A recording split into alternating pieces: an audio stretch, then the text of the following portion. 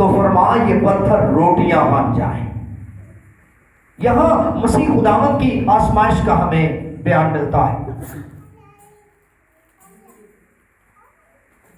تو جب ہم آزمائش کی بات کرتے ہیں، ٹیمپٹیشن کی، تو آزمائش ایماندار کی زندگی میں وہ مسلمہ حقیقت ہے جس کا کوئی انکار نہیں کر سکتا۔ یہ ایسی سچائی ہے جس کا کوئی انکار نہیں کر سکتا۔ اس کے بارے میں یہ کہنا واجب ہے کہ ٹیمپٹیشن از انیویٹیبل، یہ ناگزیر ہے۔ لیکن تاریخ میں کچھ ایسے لوگ ہوئے ہیں، جیسا کہ 5ویں صدی کا ایک بدعتی شخص ہوا ہے جوینین۔ وہ ایک راہب تھا اور اس نے یہ خیال پیش کیا کہ جب ایک شخص بپتسمہ لے لیتا ہے تو خدا کا زور اس کی زندگی سے ٹوٹ جاتا ہے اور پھر ابلیس اس کا پیچھا نہیں کرتا، وہ ابلیس پہ غالب آ جاتا ہے۔ تو اسی خیال اور اسی نظریے کے رد کے لیے ایک چرچ فادر ہوئے ہیں مقدس جیروم، اور انہوں نے کہا کہ baptism does not drown the devil, کہ جب کوئی بپتسمہ لیتا ہے تو بپتسمہ یا پانی جو ہے یہ ابلیس کو ڈبو نہیں دیتا۔ اور اس بات سے جوینین کے اس خیال، اس نظریے اور اس عقیدے کا رد پیش ہو جاتا ہے کہ اگر بپتسمہ لے لیا ہے، اگر کوئی مسیح کے پیچھے ہو لیتا ہے اور اس کی پیروی کرتا ہے، تو اس کے باوجود آزمائشیں اور امتحانات اس کا پیچھا کرتے رہیں گے جب تک وہ زمین پہ موجود رہتا ہے۔ ایماندار کی زندگی آزمائشوں سے بری رہتی ہے، اور ساری زندگی جب تک ایماندار زمین پہ موجود رہتا ہے، آزمائشیں اس کا تعاقب کرتی رہیں گی۔ وہ اس سے بھاگ نہیں سکتا، چھپ نہیں سکتا، اور نہ ہی ان کا انکار کر سکتا ہے۔ ٹیمپٹیشن از انیویٹیبل، یہ ناگزیر ہے، اس کا ہونا لازم و ملزوم ہے، اور یہ ایماندار کی زندگی کا حصہ ہے۔ مقدس متی اس کے 4 باب کی روشنی میں ہمیں مسیح خداوند کی 3 آزمائشوں کا بیان ملتا ہے۔ There is a 3 waves of temptation، یہاں پہ 3 آزمائشوں کا بیان ہے، اور یہ جو 3 آزمائشیں ہیں، ان 3 آزمائشوں کی جو نوعیت ہے، ان کی جو نیچر ہے، ہم اس کے اوپر آج ٹھہریں گے۔ یہاں پہ آزمائش کے لیے جو یونانی زبان کا لفظ استعمال کیا گیا ہے وہ پیرازو ہے، اور پیرازو نئے عہد نامے میں 38 مرتبہ استعمال ہوا ہے، اور یہ 2 معنوں میں استعمال ہوتا ہے۔ جو پیرازو کا لفظ ہے یہ مثبت معنوں میں بھی استعمال ہوتا ہے اور یہ منفی معنوں میں بھی استعمال ہوتا ہے۔ مثبت معنوں میں اس کا مطلب ہے آزمانا یا جانچنا، یوحنا 6 باب اس کی 6 آیت، اور دوسرا کرنتھی اس کے 13 باب کی 5ویں، اور عبرانیوں 11 باب کی 17ویں آیت میں ہمیں مثبت معنوں میں پیرازو کا معنی ملتا ہے، کسی کو آزمانا یا جانچنا، اور اس کے پیچھے یہ انٹینشن ہوتی ہے کہ اس کا ایمان یا اس کا کردار اور زیادہ زبردست بابرکت ہو جائے۔ لیکن دوسرے کانٹیکس میں اگر ہم اسے نیگیٹو معنوں میں دیکھیں، منفی معنوں میں دیکھیں، تو پیرازو کا لفظی مطلب ہے کسی کو گناہ کی ترغیب دینا اور اسے گرانے کی کوشش کرنا۔ اس کے پیچھے اچھی نیت نہیں ہے، بلکہ اس کے پیچھے سوچ یہ ہے کہ جسے آزمایا جائے، جس کا امتحان ہو، جس کی یہاں پہ ٹیمپٹیشن ہے، وہ ختم ہو جائے، وہ گر جائے، وہ کسی کام کا نہ رہے۔ یعنی منفی معنوں میں کسی کو گناہ کی ترغیب دینا اور اسے گرا دینا، پیرازو اس کا جو لفظی معنی ہے۔ اور یہاں مسیح خداوند کی آزمائش انہی معنوں میں ہوتی ہے کہ شیطان جب مسیح خداوند کا سامنا کرتا ہے تو وہ چاہتا ہے کہ مسیح خداوند کو اس کے مشن سے، اس کے کام سے ہٹا دے، اور اسے خدا کی نافرمانی، اسے خدا کے خلاف بغاوت کے لیے، اور اسے ریبیلیس کے لیے تیار کر دے. یہ ان معنوں میں یہاں پہ ہمیں لفظ ملتا ہے. تو مسیح خداوند کی نہ صرف یہاں پہ ہمیں آزمائش ملتی ہے بلکہ مسیح خداوند کی جو 3 سالہ خدمت کا وقت ہے ان میں یسوع مسیح بار بار آزمائشوں کا سامنا کرتا ہوا اور ان کے اوپر غالب آتا ہوا دکھائی دیتا ہے. صرف یہاں پہ اس کی 3 آزمائشوں کا بیان نہیں ہے. یہاں تو یسوع مسیح کی خدمت کا آغاز ہے کہ اس سے بیشتر کہ وہ اپنی منسٹری کا آغاز کرتا شیطان اس کا سامنا کرتا ہے اور اسے آزماتا ہے. بلکہ مسیح خداوند صلیب تک اپنی مصلوبیت تک صلیب کے اوپر جانے تک مسلسل وہ آزمائشوں سے گھرا رہا اور وہ ان سے جبتنا رہا, وہ ان کا سامنا کرتا رہا اور خدا کی قدرت سے وہ ان کے اوپر غالب بھی آتا رہا ہے. اس سے بیشتر کہ میں 3 آزمائشوں کو آپ کے سامنے پیش کروں, اگر ہم مسلسل through out the ministry of Jesus Christ دیکھیں تو ہم یہ بات جانیں گے کہ مسیح خداوند کی زندگی میں یہ جو آزمائشیں ہیں مسلسل اس کا تعاقب کرتی رہی ہیں اور اس کے لیے ہر جگہ پہ ایک نیا جال, ہر جگہ پہ ایک نیا چنگل, ہر جگہ پہ ایک نئی ہمیں سیاست اور پروپیگنڈا نظر آتا ہے اور اس کے پیچھے نیت ٹھیک نہیں ہے. مسیح خداوند کو گرانا ہے, اسے اس کی راہ سے ہٹانا ہے, اسے پھانسنا ہے. مثال کے طور پہ جب ہم خداوند کے مقدس پاک کلام میں سے مرکز 8واں باب اس کی 11ویں آیت اور متی 16واں باب اس کی پہلی آیت کا مطالعہ کرتے ہیں تو یہاں پہ صدوقیوں کا بیان ہے جو یسوع مسیح کی آزمائش کرتے ہیں اور کیا کہتے ہیں. وہ آسمانی کے لیے یسوع مسیح سے آسمانی نشان مانگتے ہیں کہ ہمیں کوئی نشان دیا جائے.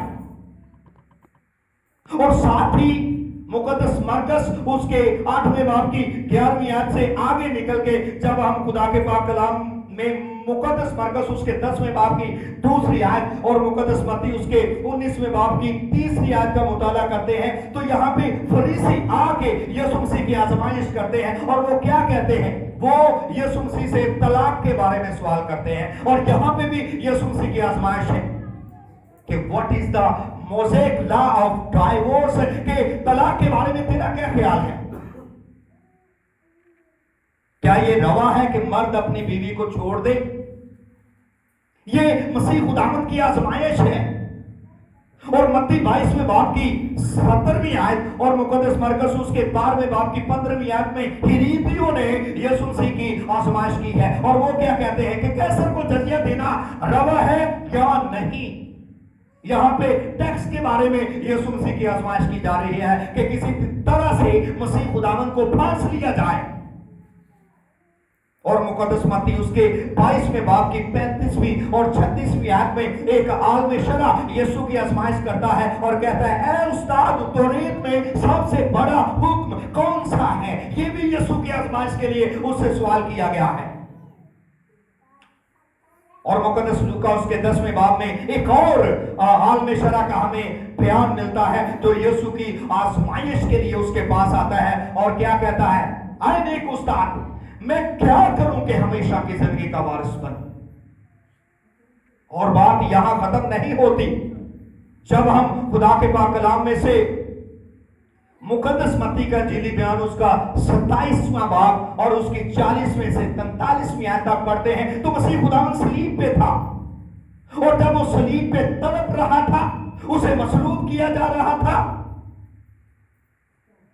تو اس موقع پہ بھی ہمیں قوم سردار کاہن اور بزرگوں کا بیان ملتا ہے اور وہ کیا کہتے ہیں, اگر تو خدا کا بیٹا ہے تو نیچے اتر آ, ہم تجھ پہ ایمان لے آئیں گے. یعنی یسوع مسیح کی منسٹری کے آغاز سے یسوع مسیح کی مصلوبیت تک ہم یسوع کو مسلسل آزمائشوں میں, مسلسل امتحان میں جانچے جانے اور پرکھے جانے کے عمل میں دیکھتے ہیں کہ وہ بار بار ایک آزمائش کا سامنا کرتا ہے, دوسری آزمائش کا سامنا کرتا ہے. اور یہ آزمائشیں وہ فریسیوں کی طرف سے ہیں, صدوقیوں کی طرف سے ہیں, ہیریدیوں کی طرف سے ہیں, عالم شرع جو ہے ان کی طرف سے, قوم کے بزرگ جو ہے سردار کاہن ہیں, وہ یسوع کی آزمائش کرتے ہیں. صرف شیطان نہیں.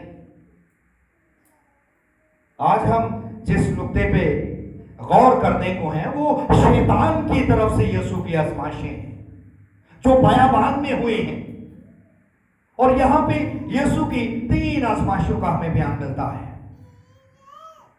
جب ہم چوتھے باب کی 3 آیت کا مطالعہ کرتے ہیں تو لکھا ہے، اور آزمانے والے نے پاس آ کر اس سے کہا، اگر تو خدا کا بیٹا ہے تو فرما یہ پتھر روٹیاں بن جائیں۔ یہ یسوع مسیح کی بیابان میں جب اس نے 40 دن اور 40 رات فاقہ کیا اور روزہ رکھا، کچھ کھایا اور پیا نہیں ہے ان دنوں میں، تو پہلی آزمائش جس سے وہ دوچار ہوتا ہے، ابلیس اسے آزماتا ہے، کیا کہتا ہے؟ فرمایا یہ پتھر روٹیاں بن جائیں۔ یہ آزمائش ہے خدا کی پروردگاری پر عدم اعتمادی کی آزمائش، خدا کی پروردگاری پر عدم اعتمادی کی آزمائش، distress the divine care of God. Distress یعنی وہ اسے خدا پر توکل کرنا، خدا پر بھروسہ کرنا، اس سے ہٹانا چاہتا ہے۔ کن معنوں میں؟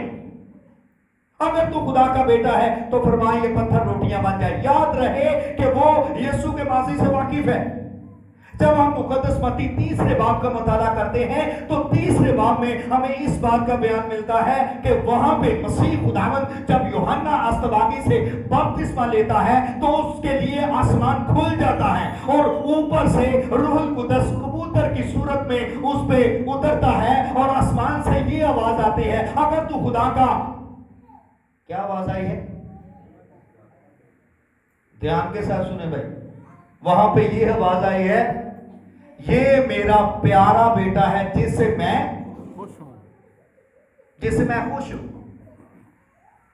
یہاں پہ افرمیشن ہے اس کی کنگشپ کی، اس کے بادشاہ ہونے کی، مسیح ہونے کی، اس کے خداوند ہونے کی۔ یہاں پہ خدا خود تصدیق کرتا ہے اور کیا کہتا ہے؟ یہ میرا پیارا بیٹا ہے جس سے میں خوش ہوں، اس کی سنو۔ اور یہاں ابلیس اسی بات کو لیتا ہے اور اس کے سامنے رکھتا ہے، اگر تو خدا کا بیٹا ہے تو فرمائے یہ پتھر روٹیاں بن جائیں۔ سب سے پہلے ابلیس یسوع کی زندگی میں شک کا بیج بو رہا ہے، سیڈ آف ڈاؤٹ۔ جو کچھ کہا گیا ہے، جو کچھ بولا گیا ہے، جس بات کی مہر کی گئی ہے، اس کے خلاف اسے کیا جا رہا ہے، شک کا بیج یہاں پہ بویا جا رہا ہے۔ کیوں اس کے اندر یہ شک پیدا کیا جا رہا ہے؟ اگر تو خدا کا بیٹا ہے فرمائے یہ پتھر روٹیاں بن جائے۔ اس کی مین وجہ یہ ہے کہ 40 دن اور 40 رات ہو چکے ہیں کہ وہ بھوکا ہے، اسے بھوک لگی ہے، وہ جسمانی اعتبار سے کمزور ہے اس وقت۔ تو ابلیس کہتا ہے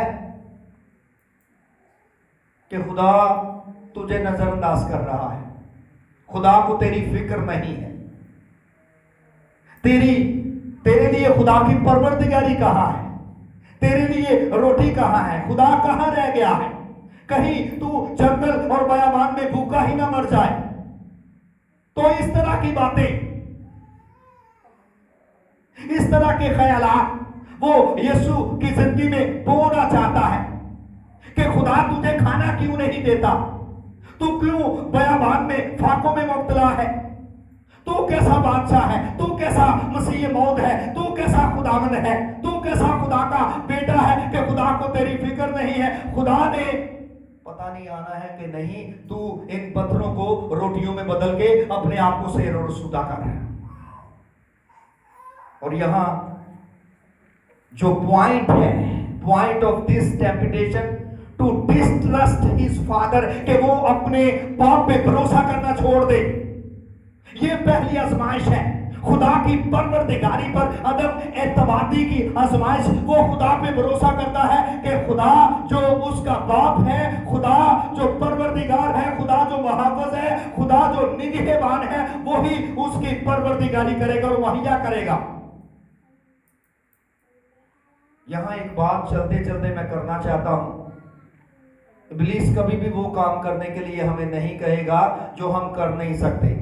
realm of possibility, जो मुमकिनात है वो उन्हीं को इस्तेमाल में लाता है, और उसे पता है कि यीशु ऐसा कर सकता है। यही वजह है कि वो मसीह खुदावंद को इस बात की तरगीब देता है कि वो डिवाइन अथॉरिटी को इस्तेमाल करे और अपने लिए पत्थर से रोटी बना ले।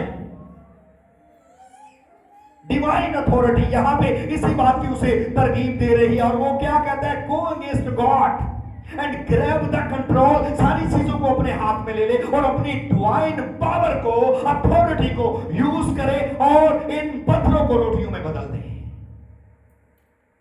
लेकिन यीशु ने क्या कहा, आदमी सिर्फ रोटी ही से जीता ना रहेगा, बल्कि हर बात से जो खुदा के मुंह से निकलती है। ये खुदावंद के मुकद्दस पाक कलाम में से मसीह खुदावंद ने उसकी बात का रद्द पेश किया है,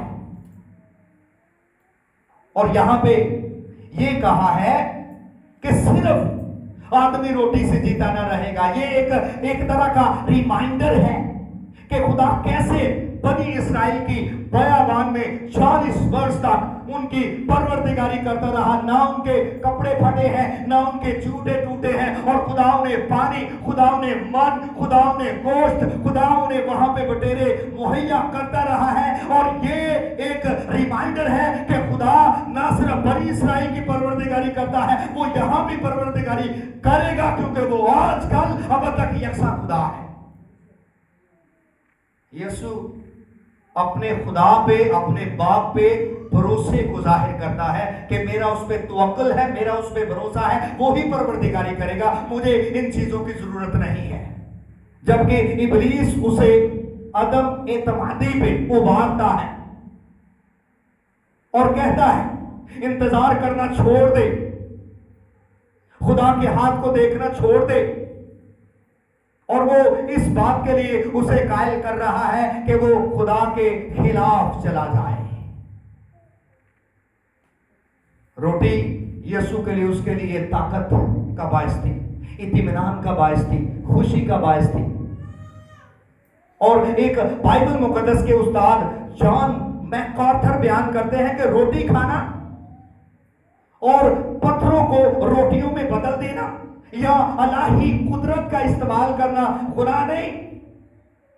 असल मसला यह है कि वो उसके अंदर खुदा के खिलाफ बगावत पैदा कर रहा था कि वो खुदा पे भरोसा करना, खुदा के हाथ पे तकिया करना छोड़ दे। और ये आजमाइश है, distrust the divine care of God, providential care of God, कि खुदा की परवरदिगारी का जो तजुर्बा वो करता है सारी जिंदगी 30 साल तक, अब वो खुदा की परवरदिगारी के बारे में सोचना, ख्याल करना छोड़ दे, क्योंकि खुदा नहीं आएगा।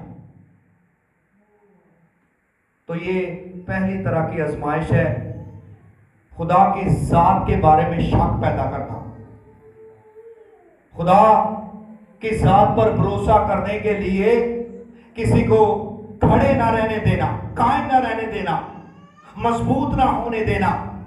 और खुदा ने बयाबान में शक्की और बागी लोगों को तो मन दिया है, लेकिन यीशु मसीह वहां पे अकेला है, और मसीह खुदावंद वहां पे भूखा है और जिस्मानी तौर पे कमजोर है, और शैतान उसे आके क्या करता है, तरगीब देता है कि वो खुदा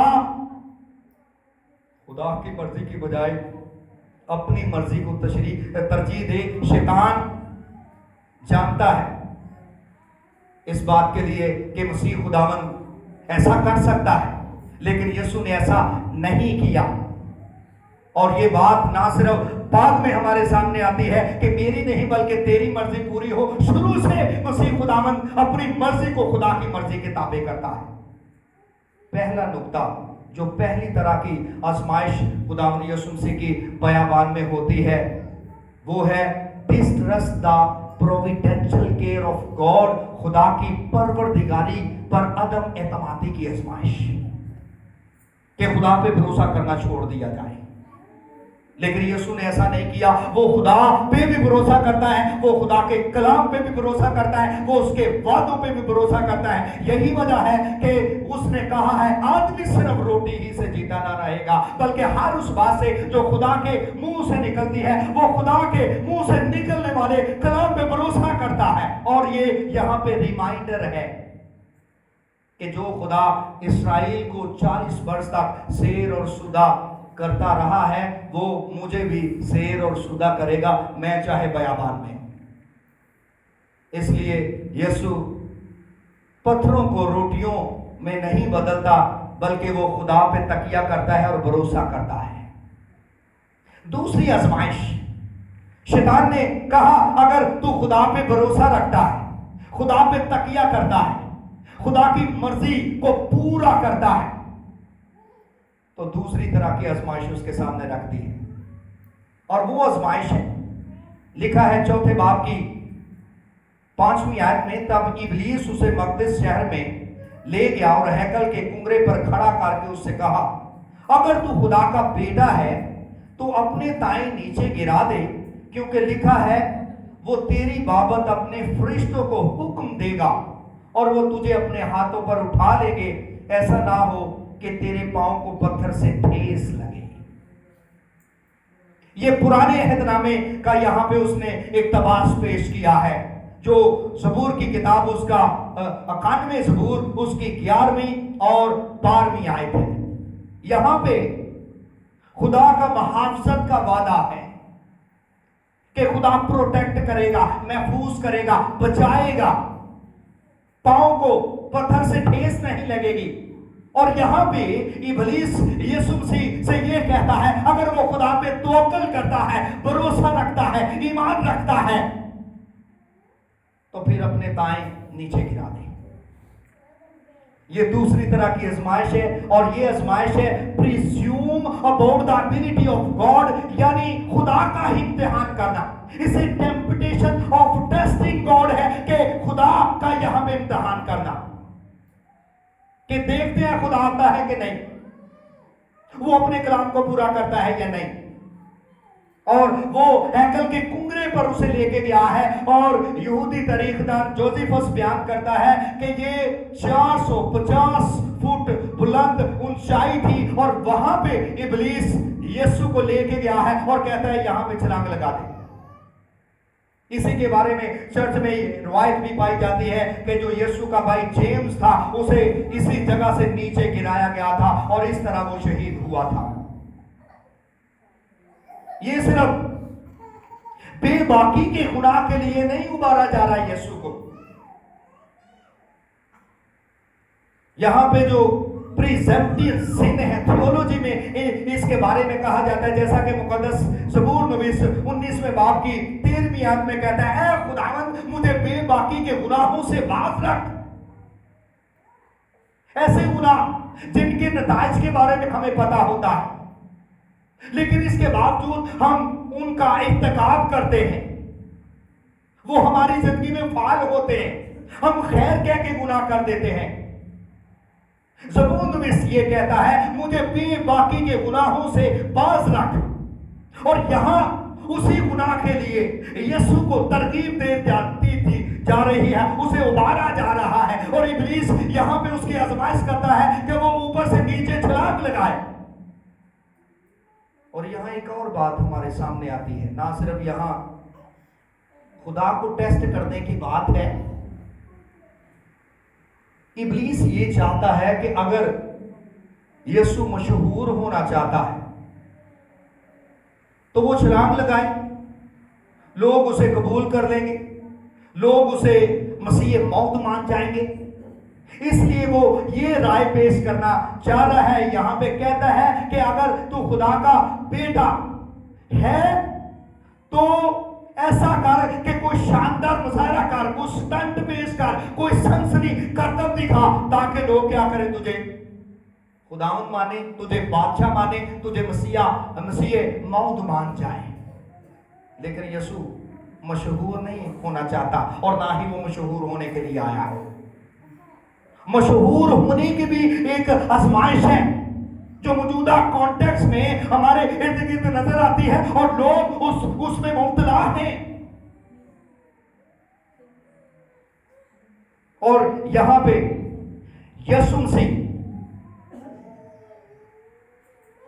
کوئی اور کام کرتا ہوا دکھائی نہیں دیتا جس کے لیے ابلیس اسے قائل کرتا ہے. وہ صلیب سے کترا کر تک پہنچ سکتا تھا، وہ بغیر دکھ اٹھائے جلال پا سکتا تھا، لیکن یہ خدا کی مرضی کے خلاف ہے. اور تاریخ میں کچھ لوگ ہوئے ہیں جنہوں نے مسیح ہونے کا دعویٰ بھی کیا.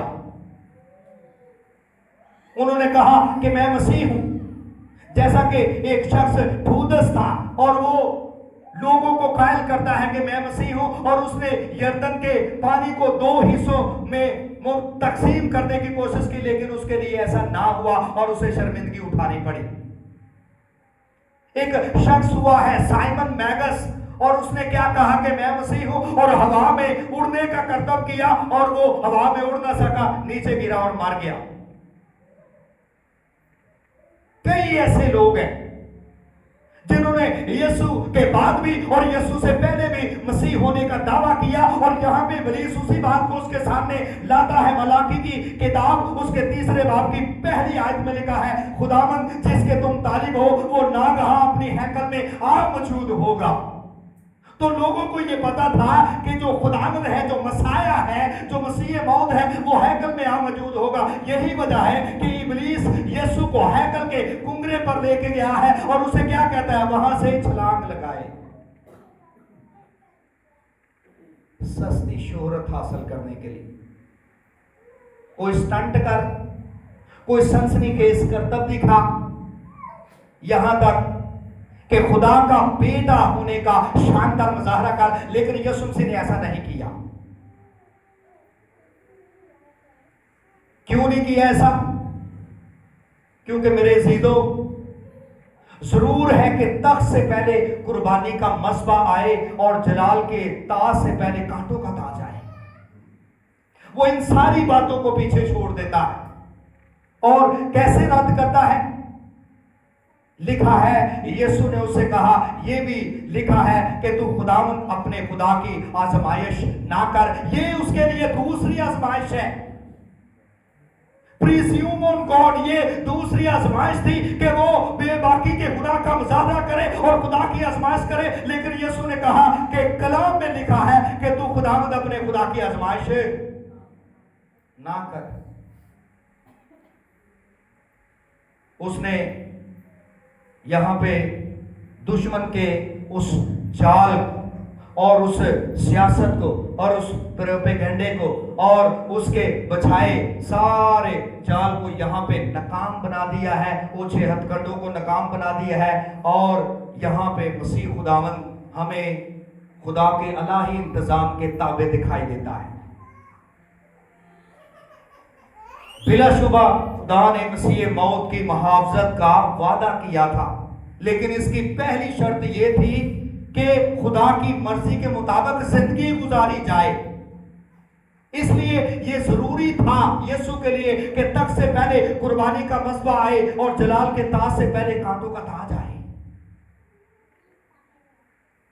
اس لیے اس نے یہاں پہ ابلیس کی اس آزمائش کو بھی رد کیا ہے اور اس کا منہ توڑ جواب دیا ہے.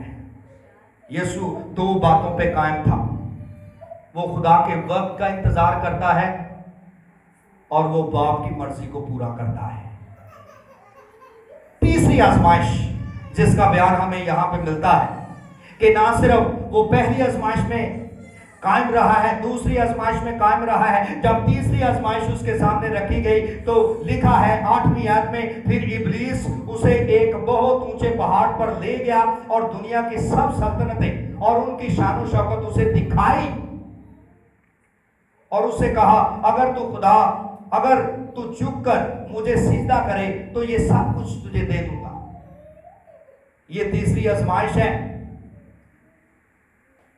اپنی خواہشات کو اپنے طریقے سے پورا کرنا، to fulfill his ambition in his own way. Temptation of shortcut، یہ بھی اسے کہا جاتا ہے کہ दूसरा रास्ता यीशु के आगे रखा गया है, टेम्पटेशन ऑफ शॉर्टकट से छोटे मानों में अगर करना चाहिए कि ना सिर्फ ये आजमाइश है कि मसीह खुदावंद अपनी ख्वाहिश को पूरा करने के लिए अपना तरीका इस्तेमाल करे, बल्कि ये शॉर्टकट की भी एक टेम्पटेशन है। इब्लीस के बारे में लिखा है कि उसने दुनिया की शानो शौकत और सब सल्तनतें उसके सामने रख दी, उसे दिखाई और उसे ऑफर पेश की, अगर तू मुझे झुक कर सिजदा करे, अगर तू मुझे इबादत करे तो ये सारी चीजें मैं तुझे दे दूंगा। यहां पे आप देखें कि इब्लीस कितना चालाक है। यही वजह है पैदाइश की किताब उसके 3 बाब की पहली आयत में लिखा है कि सांप कुल दस्ती जानवरों में से होशियार और चालाक था कि वो मसीह खुदावंद को खुदा के लिए उभारता है, खुदा की तरगीब देता है इस बात के लिए कि वो अपने मिशन को भूल जाए, वो अपनी मंजिल को भूल जाए, वो अपने काम को जिसके लिए उसे मुकर्रर किया गया है भूल जाए। यीशु मसीह दुख उठाने वाला खादिम था। यशायाह 53 बाब में इस बात का हमें बयान मिलता है कि जरूर था कि वो दुख उठाता, जरूर था कि वो गुनाहगारों की बदी को, वो गुनाहगारों के गुनाह को अपने ऊपर लेता और खुदा के इलाही इंतजाम के ताबे रहता। यीशु मसीह के लिए कोई शॉर्टकट नहीं था, खुदा के मंसूबे में था कि वो दुख उठाए, वो रद्द किया जाए, वो सलीब उठाए और वो सलीब के ऊपर चढ़ जाए और एक लानती मौत मरे और इस तरह गुनाहगार का कफारा दे। ये मसीह खुदावंद का काम था और ये खुदा का मंसूबा था। लेकिन इब्लीस उसे क्या कहता है? इब्लीस आता है मेरे ना सौदा करता है और वो उसे ऑफर करता है। यहां पे वो यीशु के साथ डील करना चाहता है, लेकिन मसीह खुदावंद उसकी बातों में नहीं आया, उसने उसे हाथ नहीं मिलाया। यीशु ने मुकद्दस मत्ती उसके 16वें बाब की 21वीं आयत में कहा, उस वक्त यीशु अपने शागिर्दों पर जाहिर करने लगा कि जरूर है कि वो यरूशलेम को जाए और बुजुर्गों और सरदार काहिनों और फकीहियों की तरफ से दुख उठाए और कत्ल किया जाए और तीसरे दिन जी उठे। मसीह खुदावंद को अपनी मंजिल का पता है कि वो किधर जाने को है और उसे कहां जाना है। लेकिन इब्लीस उसे क्या कहता है? इब्लीस उसे चारा डालना चाहता है, उसे राह से हटाना चाहता है, उसकी मंजिल से उसे हटाना चाहता है, उसे डीरेल करना चाहता है। जरूर है यीशु मसीह 3 मर्तबा अपनी मौत की यहां पे पेशगोई करता है आखिरी हफ्ते में, और उसने यहां पे कहा है, लिखा है कि तू खुदावंद अपने खुदा को सिजदा कर और सिर्फ उसी की इबादत कर। पहले से खुदा ने यीशु के लिए यह वादा किया हुआ है। मिसियानिक प्रोफेसी क्या है? 2 ज़बूर में ये लिखा है, मुझसे मांग और मैं कौमों को तेरी मीरास के लिए दे दूंगा। खुदा तो पहले से ही सब कुछ उसके लिए तैयार किए हुए हैं कि वो बाप की दानी तरफ, वो किबरिया की दानी तरफ बैठेगा और बाप ने पहले मंसूबा बनाया है और यीशु मसीह के लिए वो नाम है जो सब नामों से पहले ही उसे सारा कुछ दिया गया है, सब कुछ बेटे के ताबे है। लेकिन जरूरत इस बात की है कि पहले वो क्या करे? दुख उठाए, वो फकीहियों, फरीसियों, सरदार काहिनों और कौम के बुजुर्गों के हवाले किया जाए, वो पेशियों में जाए, वो दुख उठाए, वो सलीब उठाए और वो सलीब के ऊपर चढ़ाया जाए और ये मसलूब किया जाए। ये उसके लिए जरूरी था। ते शैतान की आता है, शैतान आंदा वे कि तू नेड़े ही सारा कुछ ले ले, तेनू इन्ना दुख उठाने की लोड़ नहीं है, इन्नी दूर जाने की लोड़ नहीं है, इन्हें मसाइल तो 2-4 होने की लोड़ नहीं है। टेम्पटेशन ऑफ शॉर्टकट, और आज भी बहुत ज्यादा लोग इस मसले से 2-4 हैं। 3 तरह की आजमाइशें यीशु मसीह ने कैसे सामना किया है? पहली आजमाइश है कि वो खुदा पे भरोसा करना छोड़ दे, डिस्ट्रस्टिंग ऑफ गॉड। दूसरी जो आजमाइश है, प्रीज्यूमिंग ऑन गॉड, कि वो खुदा की आजमाइश करे, خدا کے امتحان کرے کہ وہ اس کی حفاظت کرتا ہے یا نہیں. اور تیسری آزمائش یہ ہے ٹیمپٹیشن آف شارٹ کٹ, کہ اپنی خواہش کو پورا کرنے کے لیے اپنا طریقہ استعمال کرنا. خدا کا طریقہ کیا ہے اور شیطان اس کے آگے کیا پیش کر رہا ہے. یہاں میں یوتھ کے لیے بھی ایک خیال چھوڑنا چاہتا ہوں. جتنے یہاں پہ بیٹے ہیں, جوان بیٹیاں ہیں, ان کے لیے خیال چھوڑنا چاہتا ہوں کہ یسوع مسیح کی جو آزمائش ہوئی ہے اس وقت وہ اپنی لائف کی بھی ہائٹ پہ تھا اور روحانیت کی ہائٹ پہ تھا. تیسرے باب میں خدا کا پاک کلام یہ بیان کرتا ہے کہ آسمان کھل گیا, آسمان سے یہ آواز آئی ہے, یہ میرا پیارا بیٹا ہے جس سے میں خوش ہوں, اس کی سنو.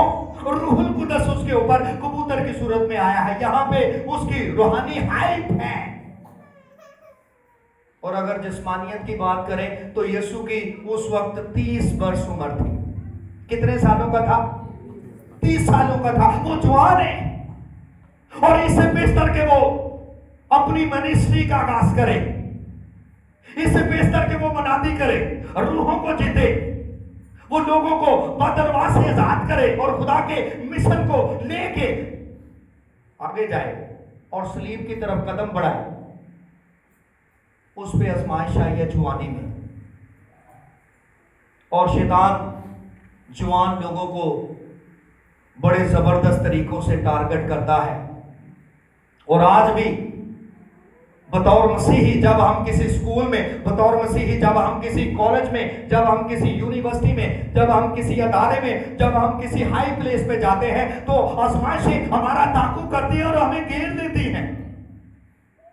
اور وہاں پہ پھر یہی ٹیمپٹیشن, یہی مسائل, یہی پریشانیاں, اور ابلیس لوگوں کے اندر ہو کے ہم سے کیا کہتا ہے؟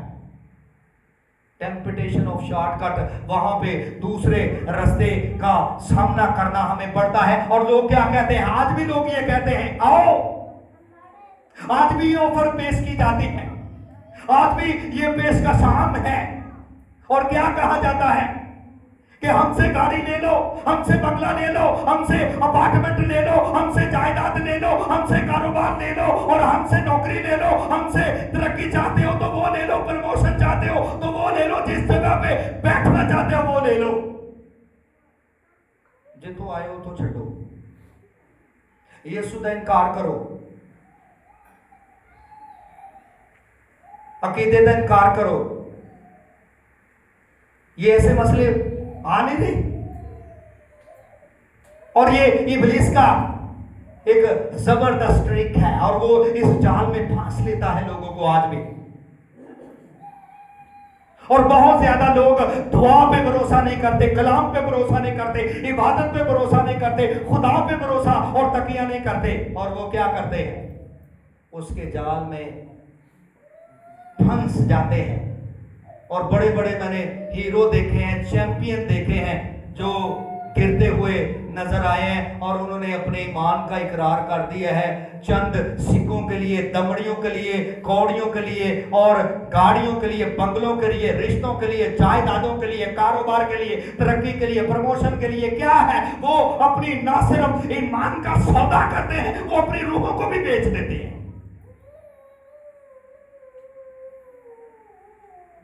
آج بھی یہ مسئلہ ہے,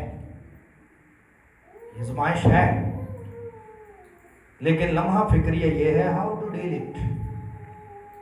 اس آزمائش کا سامنا کیسے کرنا ہے. یسوع کی زندگی سے ہم یہ زبردست بات سیکھتے ہیں. عبرانیوں کے نام خط اس کے 4 باب کی 15ویں آیت, کیونکہ ہمارا ایسا سردار کاہن نہیں جو ہماری کمزوریوں میں ہمارا ہمدرد نہ ہو سکے, بلکہ وہ سب باتوں میں ہماری طرح آزمایا گیا تو بھی بے گناہ رہا. میرے لیے اور آپ کے لیے بابرکت بات یہ ہے, خوشی کی بات یہ ہے, امید کی بات یہ ہے, حوصلہ افزائی کی بات یہ ہے کہ یسوع مسیح سب باتوں میں in all ways, in all things اس کے بارے میں لکھا ہے, in all points وہ آزمایا گیا ہے, اس کے باوجود وہ بے گناہ رہا ہے. کیسے؟ ابلیس نے اس سے کہا ہے خدا پہ بھروسہ کرنا چھوڑ, تے اپنے کھان پین کا بندوبست کرو, کوئی نہیں خدا نے ہونا. लेकिन यीशु मसीह खुदा का इंतजार करता है। और आज भी ये आजमाइश हमारा पीछा कर रही है और ये हमारे ताक़ुब में है कि हम खुदा पे भरोसा करना छोड़ दें और हम अपने तरीके से, हम अपने जो हमारे स्टाइल है, जो हमारा सिस्टम है, जो हमारा पैटर्न है, उसके मुताबिक काम करना छोड़ देते हैं। आज भी बहुत ज्यादा लोग कहते हैं ना, उन भूखे आते नहीं ना मरना, कुछ करना तो है। तो लोग अपने हालात बदलन दे ले, भुख चो बाहर निकलन दे ले, काल कहत चो बाहर निकलन दे ले, अपनी खुशहाली दे ले कई ने चरसा बेचनियां शुरू कर देंगे, शराब का कारोबार शुरू कर दिया, झूठे वीजे उन्हां दे झांसे दे विच लोकां नूं पाना शुरू कर दिता वे और वो की करते हैं, अपने हालात बदलना चाहते हैं। यीशु ने कहा आदमी सिर्फ रोटी ही से जीता ना रहेगा। अपनी रोटी की खातर ईमान नहीं बेचना चाहिए, अपनी रूहानियत का सौदा नहीं करना चाहिए, अपनी रूह का सौदा नहीं करना चाहिए। एक लुकमे दे ले। मसीह खुदावंद ने अपनी मुनादी के दौरान कहा कि ना खाने की फिक्र करो, ना पीने की फिक्र करो और ना पहनने की फिक्र करो। इन सारी चीजों की तलाश में गैर कौमें रहते हैं, बल्कि पहले तुम उसकी बादशाही और उसकी रास्तबाजी की तलाश करो तो ये सब चीजें तुम्हें इनाम में मिल जाएंगी। मेरे चीजों, अगर हम में से कोई काल का सामना करता है, कहत का सामना करता है, भूख का सामना करता है, माशी तंगी और माशी बदहाली का सामना करता है, तो उसे खुदावंद यीशु मसीह को तकना चाहिए, क्योंकि अगर खुदा यीशु को, जो उसका बेटा है, भूखा नहीं रहने देता और उसकी परवरदिगारी करता है, तो खुदा मुझे भी भूखा नहीं रहने देगा। We need to wait on God, हमें खुदा का इंतजार करना चाहिए। और अगर यीशु शैतान के साथ इल्हाक नहीं करता, उसकी बात को नहीं मानता, उसकी बातों में नहीं आता, तो खुदा ने उसकी परवरदिगारी की। क्या लिखा है खुदावंद के मुकद्दस पाक कलाम में, आखिरी आयत 4 बाब की 11वीं आयत में, तब इब्लीस उसके पास से चला गया और देखो फरिश्ते आकर उसकी खिदमत करने लगे।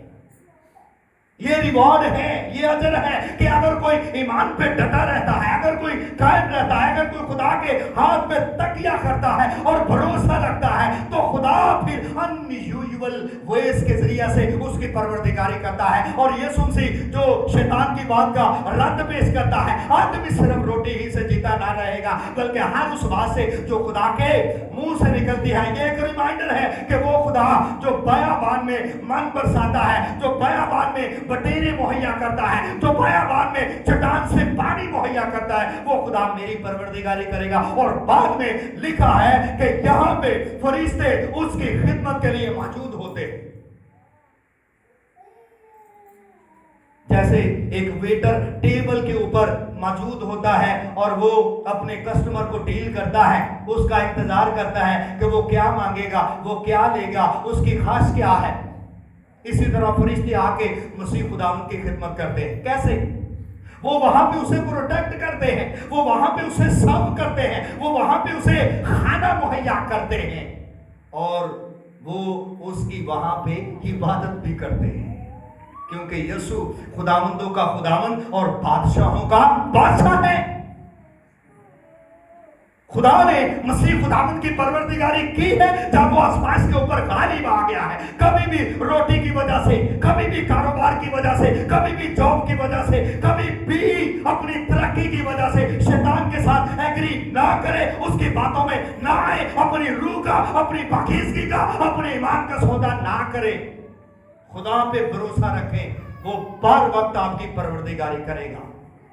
यही वजह है कि पहला पतरस उसके 5वें बाब की 7वीं आयत में लिखा है, बस खुदा के कभी हाथ के नीचे फरोतनी से रहो, वो तुम्हें वक्त पर सर बुलंद करेगा।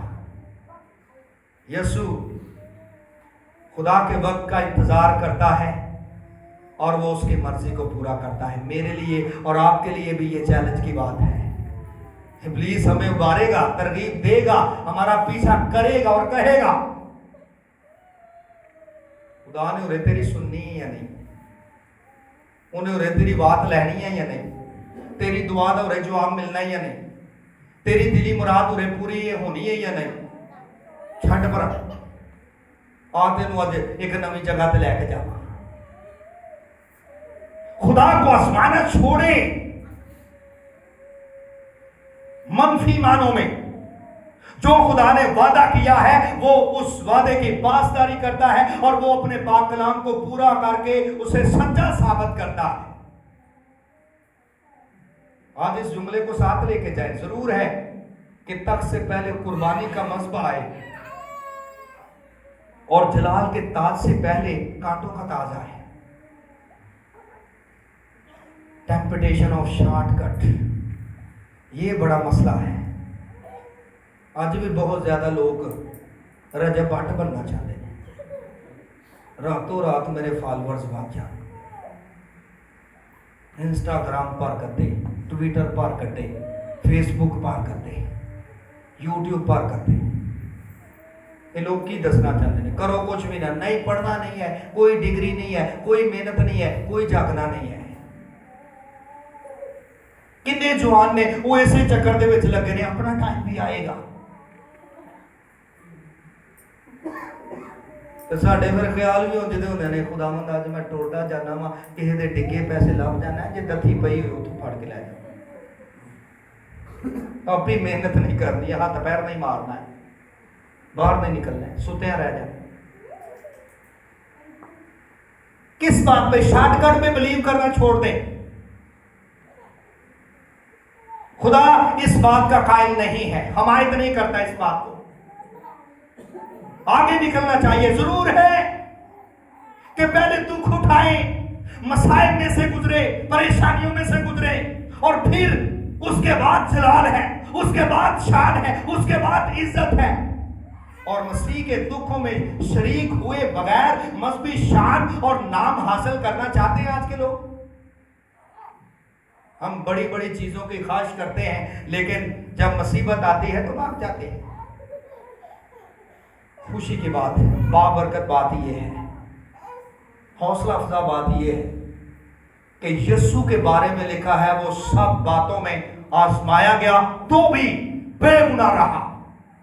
اور ہمارا سردار کاہن ایسا نہیں ہے جو ہماری کمزوریوں میں ہمارا ہمدرد نہ ہو، اور اگر ہم میں سے کوئی بھی اس وقت ایسی آزمائشوں پریشانیوں کا شکار ہے، وہ امتحان میں مبتلا ہو چکا ہے، اور شیطان اور دنیا اور اس کے دوست اس کا پیچھا کر رہے ہیں، تو اسے یسوع کو تکنا چاہیے۔ ایمان کے بانی، کامل کرنے والے یسوع کو وہ سب باتوں میں آزمایا گیا تو بھی وہ بے گناہ رہا، اور وہ آج بھی اپنے لوگوں کو یہ قوت دیتا ہے، طاقت دیتا ہے تاکہ وہ آزمائش کے اوپر غالب آئے۔ اگر مسیح خداوند عدم اعتمادی کی جو آزمائش ہے اس پہ غالب آیا ہے، خدا کی آزمائش کرنے کی جو آزمائش اس کے اوپر آئی ہے اس پہ غالب آیا ہے، اور جو شارٹ کٹ کی آزمائش ہے اس پہ غالب آیا ہے، تو خدا کا پاک کلام یہ بیان کرتا ہے ریوارڈ اس کے لیے یہ ہے، برکت اس کے لیے یہ ہے، خدا کا فضل اور خدا کی پروردگاری یہ ہے کہ وہاں پہ خدا اپنے فرشتوں کو مقرر کرتا ہے اور فرشتے آ کے یسوع کی خدمت کرتے۔ یہ برکت ہے۔ آج بھی خدا اپنے لوگوں کی ضرورتوں کو مہیا کرنے کی قدرت رکھتا ہے، بشرطے کہ ہم خدا پہ بھروسہ رکھیں، بشرطے کہ ہم خدا کے ساتھ جڑے رہیں، اور شرط یہ ہے کہ ہم کسی شارٹ کٹ کی طرف نہ جائیں، شیطان کے ساتھ ڈیل نہ کریں، اپنی روح کا سودا نہ کریں، اور نہ اپنے ایمان کو بیچیں، کیونکہ کلام میں لکھا ہے انسان اگر ساری دنیا حاصل کر لے اور اس کے بدلے اپنی جان گنوائے تو اسے کیا فائدہ؟ یسوع کو تکتے رہے، وہ آپ کو قوت دے گا، وہ آپ کو طاقت دے گا کہ آپ اپنی آزمائشوں پہ غالب ہے۔ خداوند اس کلام کے وسیلہ سے ہمیں